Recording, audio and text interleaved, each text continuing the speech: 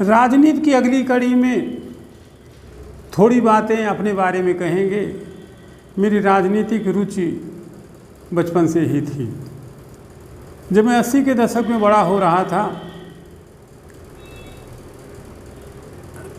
चौधरी चरण सिंह की सरकार गिर चुकी थी, इंदिरा जी की सरकार आ चुकी थी, दिन आगे बढ़ रहे थे। उठापटक गठबंधन के दौर शुरू हो चुके थे। मेरे चाचा काशी हिंदू विश्वविद्यालय में पढ़ते थे, तो उसमें प्रेसिडेंट हुआ करते थे चंचल कुमार सिंह। चंचल कामन नाम था। तो मैं अपने चाचा से पूछा कि चंचल किस जाति के हैं। वस्तुतः उस समय जातिवाद बड़ा, हालांकि आज भी कम नहीं है, हम लोगों के अंदर भी जाति की कुछ भावनाएं तो थी ही। तो चाचा ने हमारे कहा कि अरे वो लोग समाजवादी हैं।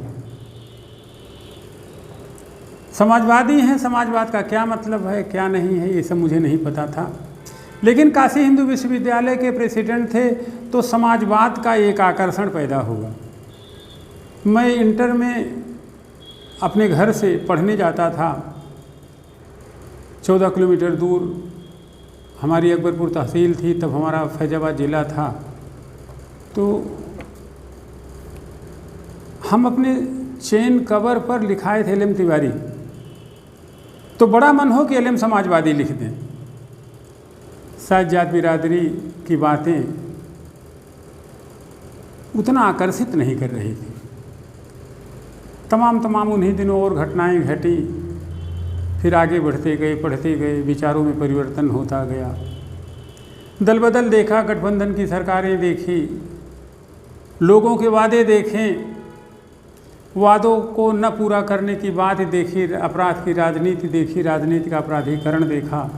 आज तो राजनीति उदार हो गई है। किसका क्या चाल है, किसका क्या चरित्र है, कौन समाजवादी है, कौन पूंजीवादी है। वस्तुतः यह सब इस चीज़ पे तय हो रहा है कि एक चीज़ जान लो, जो मैं बोल रहा हूँ वो मैं नहीं हूँ। वस्तुतः हमारे चाल और चरित्र में दोहरी बातें परमानेंट चल रही हैं। अंदर की बात मैं बोल नहीं रहा हूँ और जो बोल रहा हूँ वैसा मैं हूँ नहीं। इसी संबंध में कुछ चर्चा का मुद्दा, एक स्टेटमेंट हमने अपने जो पेज बांटते रहते लिखे हैं, वो भानु प्रताप शुक्ल जी के हैं। गठबंधन पर मेरा थोड़ा कमेंट है। जैसे आज इंडिया और इसके पहले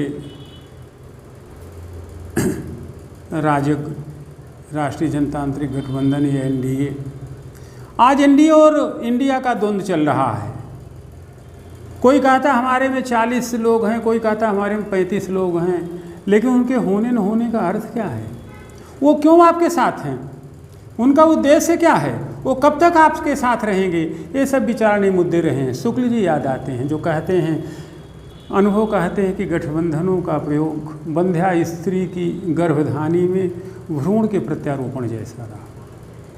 अब बाकी रिजल्ट तो आप समझ ही सकते हैं। गर्भधानी ही बंध्या है तो उपज कहाँ से होगी? व्यवस्था परिवर्तन कोई अकेला ही करेगा, वह कौन हो यह यक्ष प्रश्न है। गुरु रविन्द्रनाथ टैगोर, जब तुम्हारी बात कोई न सुने, एकला चलो रे, एकला चलो रे, एकला चलो रे। आज ऐसी ही किन्हीं परिस्थितियों से मैं भी दो चार होता हूँ। यद्यपि मैं इतना महान आदमी नहीं हूँ, फिर भी कुछ बातें कहने को मन होता है। आज देश का कोई भी राजनेता, इसको अपनी आंखें थोड़ी देर के लिए बंद कर लीजिए, शून्य में स्वयं से थोड़े को देर के लिए अपने आप को स्थिर कर लीजिए और स्वयं से पूछिए कि आज देश का कोई राजनेता देश काल परिस्थिति भविष्य समाज को तो छोड़िए ही अपने लिए भी सही सोच रहा हो तो उत्तर नकारात्मक ही मिलेगा। कहते हैं कि इतने कॉन्फिडेंस से ये बातें आप क्यों कह रहे हैं? क्योंकि बड़े बड़े नेता हैं जो देश समाज के लिए सोच रहे हैं, और अपने लिए तो सोच ही रहे हैं। नहीं, वो अपने लिए भी नहीं सोच रहे हैं। अच्छी तरीके से जान लें। कहते हैं वर्तमान एक दिन अतीत होगा, अतीत का इतिहास होगा, इतिहास के पन्ने बड़े निष्ठुर होंगे। वे निरपेक्ष मूल्यांकन के दिन आपसे कुछ प्रश्न पूछेंगे। पहला प्रश्न तो यही होगा कि क्या आप भारत की मौलिक पहचान के तहत काम किए। दूसरा प्रश्न यह भी होगा कि क्या आपके दृष्टिकोण पक्षपात रहित थे। एक प्रश्न यह भी पूछा जाएगा कि जिनके नाम पे आप सत्ता में आए, क्या उनका चाल चरित्र का लेस मात्र भी आप में समाविष्ट था या समाहित था कि केवल राम का नाम और राम का मंदिर ही। कलाम साहब कहते थे, जिस दिन मैं मरूंगा मेरे मरने के दिन छुट्टी घोषित मत करना, यह कार्य संस्कृति का अपमान होगा। भगवान राम भी ऐसे ही थे, इसी तरीके की सोच रखते थे। तो भगवान राम का चरित्र अपनाए जाने की ज़रूरत है। मंदिर बनना उतना ज़रूरी नहीं। आप जरा सोचिए, देश तो सबका है, फिर जोड़ तोड़ सामाजिक वैमनस्य की राजनीति क्यों। अहंकार तथा न खाता न वही जो हम कहें वही सही वाली मनोवृत्ति क्यों आप में है। ऐसा आप क्यों सोच रहे हैं कि देश आपके हिसाब से चलेगा। आप लोकतंत्र में यह कैसे सुनिश्चित हो सकते हैं आने वाली सरकार हमारी होगी। और अगर आप सुनिश्चित हों भी तो नैतिकता, आदर्श, भलमनसाहत के नियम कहते हैं आपके पितृ पुरुष अटल बिहारी वाजपेयी की भाषा में, कि यह जानने के बाद भी आप यह कह नहीं सकते। इससे मर्यादा का उल्लंघन होता है, इससे अहंकार की बू आती है, इससे जोड़ तोड़ के मन और मंतव्य कि हमें कुर्सी पानी है चाहे जिन तरीक़ों से।